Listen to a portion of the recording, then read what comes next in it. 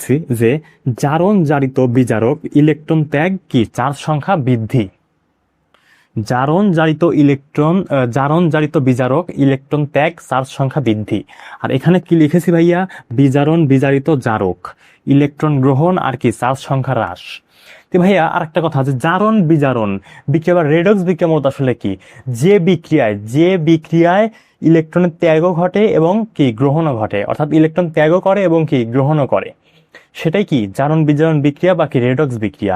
আমি তোমাকে এখানে যে বিক্রিয়াগুলো দেখাবো এখানে সবগুলো বিক্রিয়াই কি ইলেকট্রন ত্যাগও করবে আবার কি গ্রহণও করবে।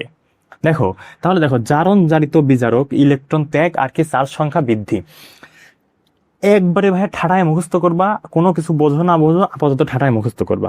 দেখো জারণ হচ্ছে কি, জারণ বিজারণ হচ্ছে একটা বিক্রিয়ার নাম, আর জারিত বিজারিত এগুলো কি, এগুলো হচ্ছে অবস্থান, অর্থাৎ জারিত বিজারিত অবস্থা।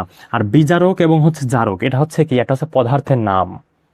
আর ইলেকট্রন ত্যাগ অর্থাৎ জারণ প্রক্রিয়ায় কি ঘটে, ইলেকট্রন ত্যাগ করে কি হয়, চার্জ সংখ্যা বৃদ্ধি পায় ভাইয়া। আবার বিজারণ প্রক্রিয়ায় কি হয়, ইলেকট্রন গ্রহণ করে কি হয়, চার্জ সংখ্যা হ্রাস পায়। তাহলে বুঝতে পারছো, তাহলে সমীকরণে বা বিক্রিয়াতে তুমি যেখানেই চার্জ সংখ্যা বৃদ্ধি দেখবে সেখানে কি হবে, সেখানে হবে হচ্ছে জারণ বিক্রিয়া ঘটবে।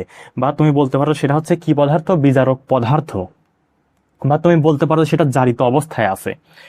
আর যেখানে চার্জ সংখ্যা হ্রাস হবে অর্থাৎ ইলেকট্রন গ্রহণ করবে, সেখানে ইলেকট্রন গ্রহণ হবে, সেখানে কি চার্জ সংখ্যা হ্রাস পাবে, অর্থাৎ চার্জ সংখ্যা হ্রাস যেখানে পাবে সেখানে ইলেকট্রন কি গ্রহণ হবে।